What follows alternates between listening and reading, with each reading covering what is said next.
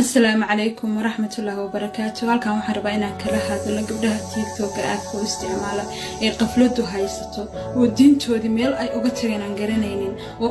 ayarka kaga sii socda man utiya kitabahu bishimalihi fayaqulu ya laytani lam uta kitabiya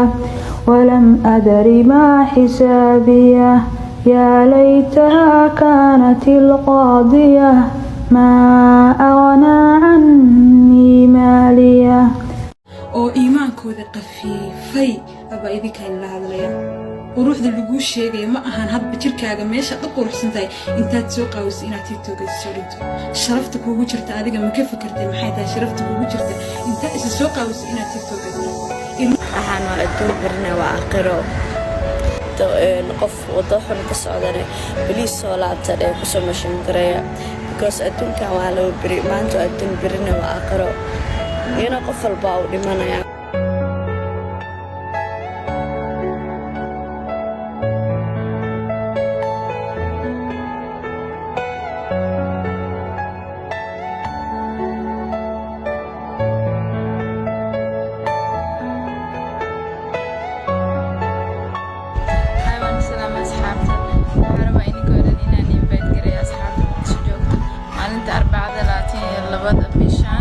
waxaa ku soo bandhigeena labadeena filin